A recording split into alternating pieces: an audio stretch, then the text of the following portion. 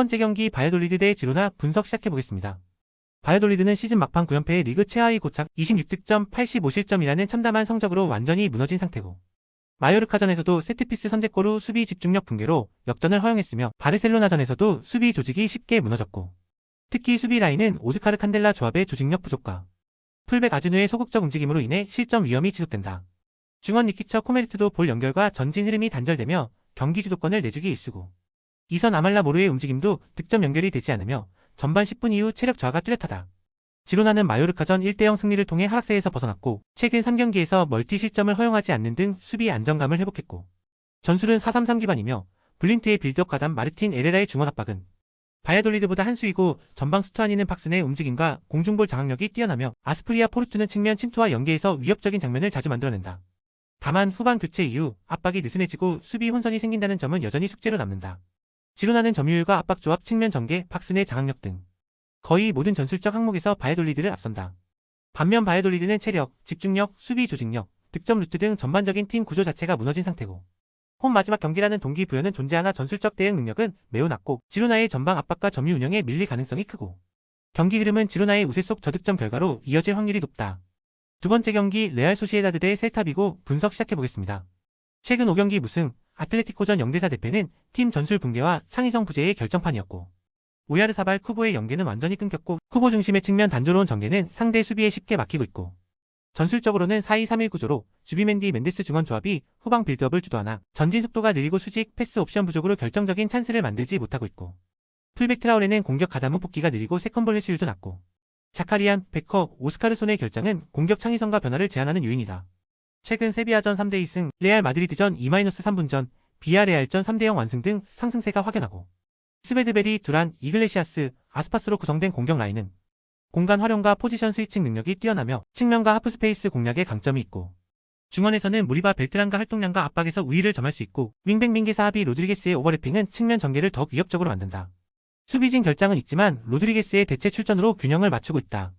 소시에다드는 최근 수비 조직력 약화, 공격 전개 속도 저하, 창의성 부재로 인해 결정적인 약점을 드러내고 있고, 반면 셀타비고는 최근 몇 경기에서 공수 전환 템포, 공격 조합의 활약, 압박 회피 능력에서 모두 상승세를 타고 있고, 중원 압박에서 셀타가 우세하며 측면 침투와 하프스페이스 활용에서 소시에다드 수비를 흔들 가능성이 높고, 양팀 모두 수비 조직에 허점이 있어 다득점 가능성도 함께 존재하며 셀타비고의 원정 약세를 감안하더라도 이 경기는 셀타의 전술적 완성도가 우위를 점할 경기다. 세 번째 경기 선덜랜드 대 코번트리 시티 분석 시작해보겠습니다.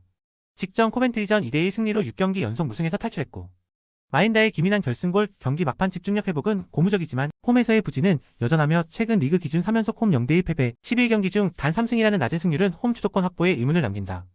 포메이션은 4-2-3-1이며 벨링엄 닐의 더블 볼란치가 중원 안정감을 제공한다.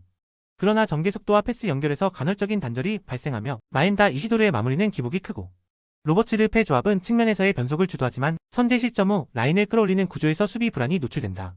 람파드 체제의 전형적 약점은 후반 실점 집중이며, 최근 실점 중 70% 이상이 후반 65분 이후 발생했으며 1차전 패배도 이 구간에서 발생했고, 미들즈브러전에서는 2대0 승리를 거두며 전개 속도와 전방 연계는 회복된 모습이며, 전술적으로는 4-2-3-1이나 공격 시 4-2-4 형태로 전환되며 루도니, 사카모토, 하지라이트, 아샨테 중심의 전개를 택한다. 그러나 중원은 토르프의 이탈로 인해 그라임스 셰프의 느린 조합이 배치되며 압박 회피력과 트랜지션 반응이 부족하며, 수비는 실수 위험이 높은 반 에이게 측면이 가장 취약하다. 경기 흐름은 선덜랜드가 중원 우위를 기반으로 점유를 주도할 가능성이 높고, 코벤트리는 전형적으로 후반 집중력 저하 패턴이 반복되고 있어 수제적 운영이 불가피하고, 선덜랜드의 마인다와 르페 로버츠 조합은 좌우 크로스 패턴과 역습 완결성에서 상대의 약점을 파고들 수 있고, 하지만 두 팀 모두 세트피스나 전술적 유기성에 있어서 완성도는 낮아 득점수는 제한될 전망이다. 네 번째 경기 세비야 대 라스팔마스 분석 시작해보겠습니다.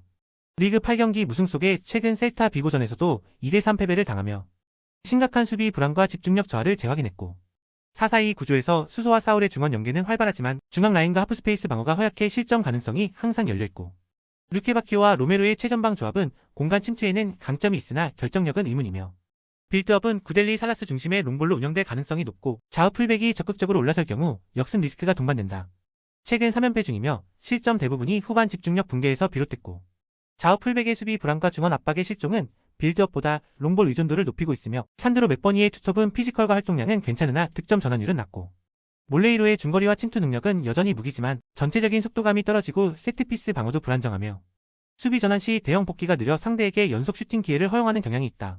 세비야는 경기 주도권을 쥐고 중원 점유를 통해 점진적인 전개를 시도할 것이며 라스팔마스는 빠르지 않은 역습과 좌우 측면 활용에 집중할 공산이 크고 두 팀 모두 공격의 창의성보다는 전술 완성도에서 한계가 있으며 득점이 많아질 경기로 보기 어렵고 세비야의 수소가 세트피스에서 변수를 만들 수 있고 카르모나의 복귀로 측면 수비도 강화된 만큼 실리를 추구하는 경기 운영이 예상된다.